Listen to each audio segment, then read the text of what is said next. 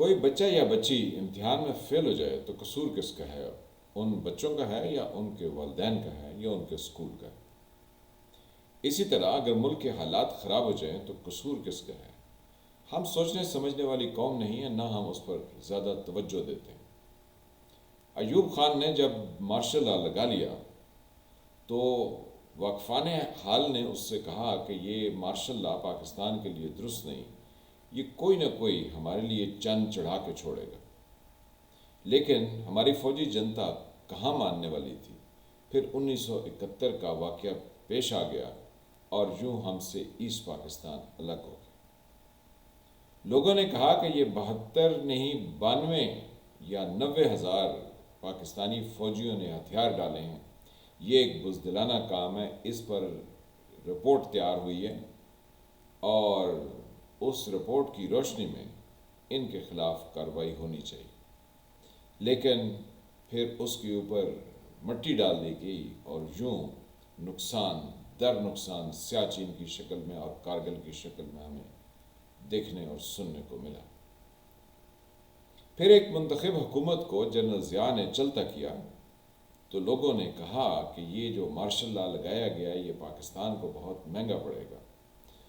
ذوالفقار علی بھٹو شہید نے تو اپنے آخری دنوں میں، یعنی جب ان کو سزائے موت دی جانی تھی، تو انہوں نے تو ایک کتاب بھی لکھ دی تھی اور یہ لکھا تھا کہ میرے بعد ہمالیہ روئے گا۔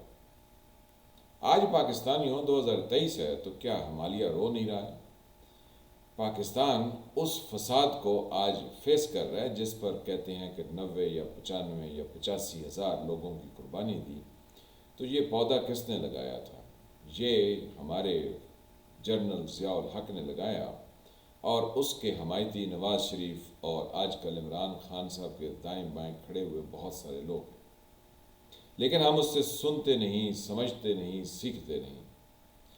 پھر غیر جماعتی انتخابات ضیاء نے کرائے 1985 میں، تو لوگوں نے کہا کہ یہ نہیں ہونا چاہیے، لیکن ضیاء نے وہ کارنامہ انجام دیا جس کا پھول ہمیں مسلم لیگ نواز کی شکل میں ملا۔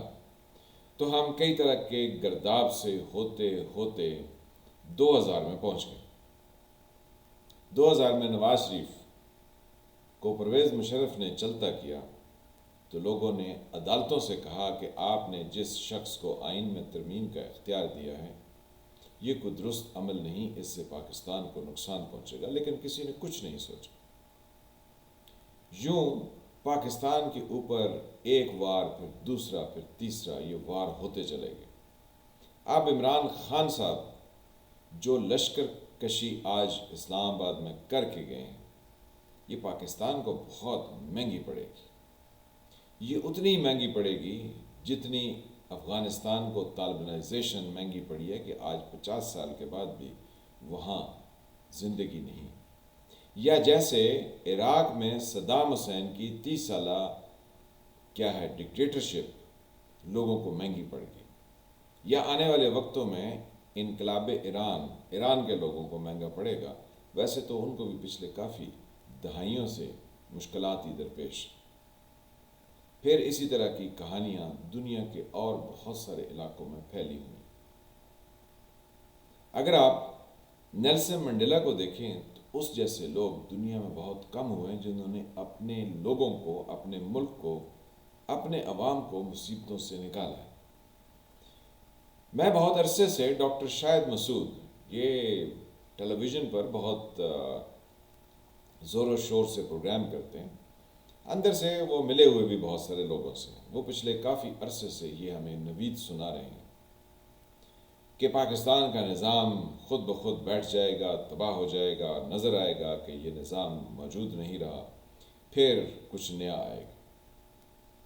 تو پاکستانی اس پر کان نہیں دھر رہے ہیں۔ آج عمران خان صاحب نے جو حشر اس پورے ملک کے نظام کا کیا ہے، اس سے آپ کیا سمجھتے ہیں کہ نظام باقی ہے؟ ایک عدالت جس میں آج صرف ایک مقدمہ تھا، وہ فرش راہ تھی عمران خان کی۔ فرش راہ تو عدالت نے ہونا تھا کیونکہ وہ F8 کچہری سے اس حیات جوڈیشل کمپلیکس میں آ گئی، جہاں پر اس کو صرف ایک ہی کیس سننا تھا اور وہ تھا عمران خان۔ عام کیسز میں تو صبح سویرے 8 بجے آواز دی جاتی ہے فلاں بنام فلاں، تو حاضری ضروری ہوتی ہے، لیٹ ہو جائیں تو اگلی تاریخ ہوتی ہے، اور بیچ میں اگر کوئی آرڈر جج پاس کرنا چاہے تو اس کو کوئی روک نہیں سکتا۔ یہاں ملزم لاہور سے نکلتا ہے دن دناتا ہوا، اپنے ساتھ لوگوں کو لے کے رستے میں اوور سپیڈنگ کر کے، کسی نے کچھ نہیں کہا، ایکسیڈنٹ مار جو کچھ بھی ہوا، پھر وہ کمرہ عدالت میں بھی نہیں پہنچا، پھر اس کو فائل باہر بھیجی گئی، اور جو دھکم پیل ہوئی، جو فائل گم ہو گئی، تو آپ اندازہ لگا سکتے ہیں کہ ہم نے ملک کے اندر قانون کا کتنا کھلواڑ کر لیا۔ یہ کھلواڑ پاکستان کو بہت مہنگا پڑے گا۔ آنے والے دنوں میں کوئی اور اسی طرح کا لشکر لے کے عدالتوں میں آ جائے گا۔ بلکہ ایک مثال تو 12 مئی 2007 کو ایم کیو ایم نے کراچی میں کی تھی، کہ جب انہوں نے وہاں ہنگامہ آرائی کی اور بہت سارے لوگ مارے گئے تھے، تو اس پر عدالت نے ایک نوٹس لیا تھا۔ پھر عدالت کو جرت نہیں ہوئی کہ وہ نوٹس لے، کیونکہ ایم کیو ایم کے بہت سارے ورکر اس بہانے سے عدالت کے باہر آ گئے کہ ہم بیان الفی دینا چاہتے ہیں۔ تو اس کے بعد وہ کیس دوبارہ سے پاکستان کی سپریم کورٹ کی کراچی رجسٹری میں لگا ہی نہیں۔ ہم نے آج ایک، جیسے برطانیہ میں ان ریٹن کانسٹیٹیوشن ہے، یعنی روایات ہیں، ہم نے ایک روایت آج قائم کر دی ہے پاکستان میں کہ اگر آپ لشکر کشی کر کے عدالت آئیں تو عدالت کی آرڈر شیٹ بھی باہر آئے گی، آپ سگنیچر بھی اس پر باہر کریں گے، اور پھر سگنیچر نہ بھی کریں تو وہ فائل بھی غائب ہو سکتی ہے، وغیرہ وغیرہ۔ یہ بہت ساری ایسی فضولیات ہیں جو عمران خان صاحب نے سیٹ کی۔ کل عمران خان صاحب اگر کامیاب ہو جاتے ہیں، جس کا میں تو بارہا ذکر کر چکا ہوں کہ اصل مقصد ہی عمران کو کامیاب کرانا ہے، کہ اس کے پاس اتنے زیادہ لوگ ہوں، یعنی اسمبلیز میں، کہ وہ نظام کو بھی بدلنا چاہے تو وہ نظام کو بھی بدلے، اور نظام بدلا جائے گا۔ کوئی چائنا والا، کوئی ترکی والا، کوئی ایران والا، کوئی اس طرح کا مکسچر کر کے تیار کیا جائے گا، اور شاید اس کا بلو پرنٹ بھی آلریڈی تیار کر لیا گیا، کیونکہ حالات تیزی سے اس طرف بڑھ رہے ہیں۔ لیکن پاکستانی انہوں نے سوچنا نہیں، انہوں نے زندہ باد زندہ باد کے نعرے لگانے ہیں، پھر out of fry pan into the fire, یعنی آسمان سے گرا کھجور میں اٹکا، ایک کے شکنجے سے نکلیں گے تو دوسرے کے شکنجے میں پھنس جائیں گے۔ افغانستان کے لوگ طالبان سے نکلے تو امریکن کے شکنجے میں پھنسے، امریکن کے شکنجے سے نکلے تو طالبان کے شکنجے میں پھنسے۔ اسی طرح عراق کے لوگ صدام کے شکنجے میں تھے، وہاں سے نکلے امریکن کے شکنجے میں، آج کل دھماکوں اور خودکش بمباروں کے شکنجے میں۔ اور کس کی مثال ہے؟ آپ اپنی پرامن سوسائٹی کو تباہ کرنے کے خود ذمہ دار ہیں، اور اس پر آواز بھی نہیں اٹھاتے ہیں کہ پاکستان کے اندر یہ غیر آئینی اور غیر قانونی اقدامات کیوں اٹھائے جا رہے ہیں۔ لوگ اس پر تو شور مچا رہے ہیں، پی ٹی آئی کے خاص طور پر، کہ عمران خان اسلام آباد آئے تو پیچھے ان کے زبان پارک میں یہ کلین اپ آپریشن کیوں کیا گیا۔ لیکن انہوں نے کبھی عمران خان سے نہیں پوچھا کہ آپ جناب یہ روز ادھم مچا کے آپ اپنے رہائش کے آس پاس کے لوگوں کو کتنا پریشان کیے ہوئے ہیں۔ اس پر کبھی کسی نے گفتگو نہیں کی، اور نہ ہی کبھی اس پر کسی نے آواز بلند کی۔ حالانکہ اعتزاز احسن صاحب کی فیملی کی کچھ خواتین کیس لے کے عدالت میں گئی ہیں کہ یہ میوزک جو اتنے زور سے رات کو بجتا ہے اور یہاں پر دنگا فساد چل رہا ہے، اس پر عدالت کوئی راہ نکالے۔ لیکن by and large Imran Khan صاحب نے کبھی آئین اور قانون کی پاسداری کی ہے؟ پاکستان 75 سال سے فوجی جرنیل چند ایک ہیں جو اوپر ٹاپ پر بیٹھتے ہیں، ان کے ریشہ دانیوں کی وجہ سے نقصان در نقصان اور بہت زیادہ نقصان میں گیا۔ اب عمران خان صاحب کی کامیابی کے بعد عمران خان صاحب کے شکنجے میں رہے گا اور یہ کچھ اسی طرح کی حکومت ہوگی جیسے صدام حسین کی تھی۔ پاکستان کی تباہی کا سامان ہم نے آج ایک دفعہ پھر اسی طرح سے اکٹھا کر دیا جس طرح ہم نے مارشل لاؤں کی چھتری تلے پاکستان کی تباہی کے لیے تمام علامات اکٹھی کی، یا پھر ہم افغانستان جہاد میں گھس گئے، یا ہم کشمیر میں مختلف طریقوں سے گھسے، یا ہم انڈیا کے ساتھ مختلف طریقوں سے لڑنے کی واہیات کوشش کرتے ہیں۔ لڑائی ہوتی ہے دو بدو، لڑائی ہوتی ہے ڈیولپمنٹ میں، لڑائی ہوتی ہے کسی اور طریقے سے، یہ بیچ میں لوگ بھیج کے اور یہ فساد کر کے، یہ بزدلوں کے کارنامے ہیں، نہیں کرتوت ہیں۔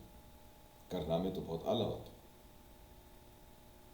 تو ہمیں یہ سوچنا ہے کہ ہم یہ کس طرح کے حالات و واقعات اپنے ارد گرد روز جنم دیتے ہیں۔